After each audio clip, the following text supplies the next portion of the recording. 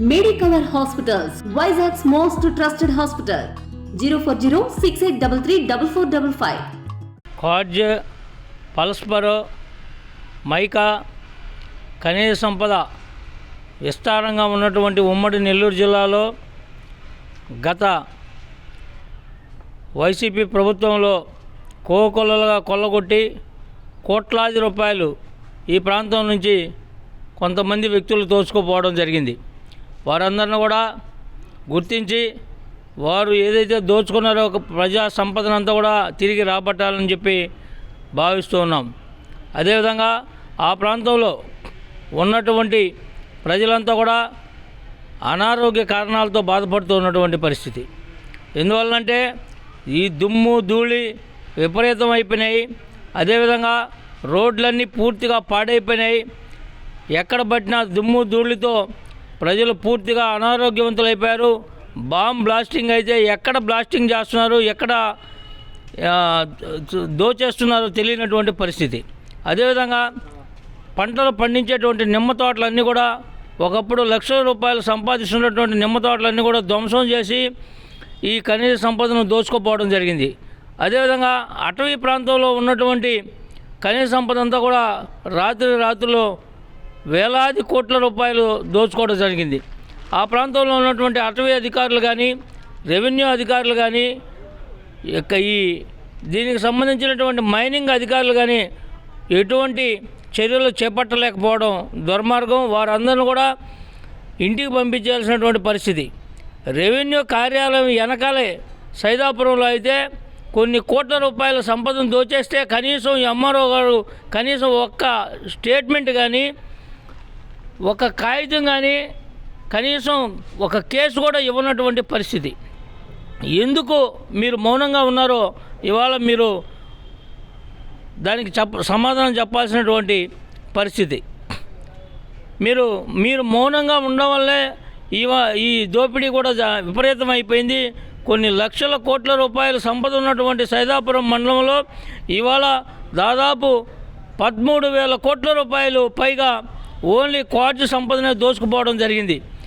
అది తద్వారా ఈ రోడ్లన్నీ కూడా 10 టన్నులు 15 టన్నులు పోయేటువంటి వెహికల్స్లో 60 టన్నులు వేసి రోడ్లన్నీ కూడా పూర్తిగా ధ్వంసమైపోయినాయి.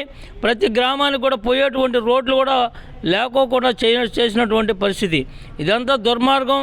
ఈ ప్రభుత్వం వెంటనే గత ప్రభుత్వంలో జరిగినటువంటి అన్ని అక్రమాలను, అదేవిధంగా ఖనిజ సంపదను ఎవరైతే దోచేశారో అవన్నీ కూడా గుర్తించి వారి మీద కఠిన చర్యలు చేపట్టి ఆ సంపదనంతా కూడా తిరిగి రాబట్టాలని ప్రభుత్వానికి జమ చేయాలని చెప్పి సందర్భంగా తెలియజేస్తూ ఉన్నాను. నా పేరు ఎల్వి సుబ్బయ్య, ఏపీ ప్రజా సంఘాల స్టేట్ అధ్యక్షుడిగా ఉన్నాను. ముఖ్యంగా నెల్లూరు జిల్లాలో సైదాపురం మండలంలో అధికంగా ఖనిజ సంపద తరలిపోతుంది. ఆ వైట్ రాయి ఏం చేస్తున్నారంటే అనుమతులు కొంత తవ్వుకునేది ఎక్కువ. దీనిపై ఎటువంటి చర్యలు లేవు. అసలు ఒకప్పుడు ఆ చిద్దలై కొండ అంటే ఎంతో అపురూపం. ఆ దేవుడి కాడికి వెళ్ళేదానికి ఎంతోమంది పోయేవాళ్ళు. ఈరోజు ఆ కొండే కనుమరుగైపోతుంది. అలాగే మన సైదాపురం మండలం కావచ్చు, రాపూర్ మండలం కావచ్చు, ఎక్కడైనా సరే ఖనిజ సంపదన అంత దారుణంగా దోచుకుంటున్నారు. కానీ ప్రజలు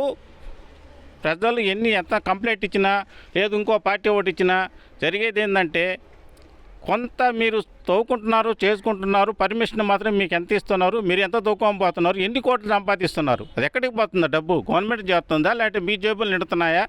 ముఖ్యంగా ఈరోజు ఈ మట్టి కావచ్చు, రాళ్ళు కావచ్చు, తెల్లరాయి కావచ్చు, మైకా కావచ్చు, ఏదైనా సరే మీరు చేసుకున్న సంపాదనలో కనీసం అక్కడ పనిచేసే వర్కర్లకు ఎలాంటి మీరు సౌకర్యం కల్పిస్తున్నారో ఒక్కసారి మీరు ఆలోచించుకోండి. మీ జేబులు నింపుకోవటం కాదు, పేద ప్రజలు మిమ్మల్ని నమ్ముకొని బతికే వాళ్ళకి ఎటువంటి న్యాయం జరగటం లేదు. ఎంఆర్ఓ ఆఫీసు సైదాపురంలో ఒకప్పుడు పెద్ద కొండ కల్పించేది మాకు. ఈరోజు అది కనుమరిగిపోయి మొత్తం కబ్జాలమైపోతుంది. కాబట్టి మేము చెప్పేది ఏంటంటే మీరు ఈ జిల్లాలో, నెల్లూరు జిల్లాలో ఎంతో విలువైన ఖనిజ సంపదని తరలించిపోకుండా ఓటుపై మీరు తెలియజేసుకోవాల్సిందిగా కొత్తగా నూతనంగా ఏర్పడ్డ అంటే 10 ఏళ్ళ తర్వాత మళ్ళా వచ్చిన ఈ ప్రభుత్వాన్ని మేము నిర్ణయించుకునేది ఏంటంటే, అయ్యా గతంలో వాళ్ళు చేశారంటే మీరు చేయపాకండి, మీరుగా న్యాయంగా పోండి. అంతేగాని పేద ప్రజలు కడుపు కొట్టద్దు, మీ ప్రమాదాలు నిలయం చేయొద్దు. చిన్నపిల్లలు పెద్దలు ప్రమాదాలకు గురయ్యే అవకాశం ఉన్నది కాబట్టి తక్షణం వాటిపై చర్యలు తీసుకోవాలని కోరుతున్నాం. ముఖ్యంగా నెల్లూరు జిల్లాలో పొదలకూరు రోడ్డు, గూడూరు పొదలకూరు రోడ్డు అయితే మరీ దారుణంగా ఉంది. ఈ టిప్పర్లు, లారీలు ఈ ఖనిజ సంపద కోసం, మట్టి కోసం, రాళ్ళ కోసం, వైట్ రాయి కోసం తోలే లారీల వల్ల రోడ్డు ధ్వంసం అయిపోతుంది. గత 5 ఏళ్లుగా కనీసం రోడ్డు వేసిన పాపాన పోలేదు. కనీసం ఆ దారిని బస్సులో పోవాలన్నా కూడా, కనీసం బైకులో పోవాలన్నా ఎద్దల బండైనా నయంగా ఉంది. అంత దారుణంగా ఉన్నాయి. కాబట్టి ఈ ప్రభుత్వంలో తక్షణం మీరు రోడ్లు నిర్మించి అక్కడ ప్రమాదాలు జరగకుండా చర్యలు తీసుకోవాల్సిందిగా మేము డిమాండ్ చేస్తున్నాం. గతంలో పెద్దలు సామెత చెప్పేవాళ్ళు ఏమంటే, అయ్యా 4 రాళ్ళు వెనకేసుకోండి అని. కానీ 4 రాళ్ళు వెనకేసుకోవడం కాదు కదా, కొండలే కరిగిపోతున్నాయి. దానికి ఎవరు కారణం? ప్రభుత్వమా, లేదంటే అధికారులా, లేకుంటే దాన్ని ఎవరనేది మీకు తెలుసు. కానీ మీరు వీటిపై ఉన్న సంపదను తొలగించకుండా ప్రజలకి అన్ని సౌకర్యాలు కల్పించే విధంగా గవర్నమెంట్ చర్య తీసుకోవాల్సిందిగా అధికారులను కోరుతున్నాం. మరిన్ని వీడియోస్ కోసం ఛానల్ ని సబ్స్క్రైబ్ చేయండి. లేటెస్ట్ అప్డేట్స్ కోసం వాట్సాప్ ఛానల్ ని ఫాలో చేయండి. అండ్ లింక్ డిస్క్రిప్షన్ లో ఉంది.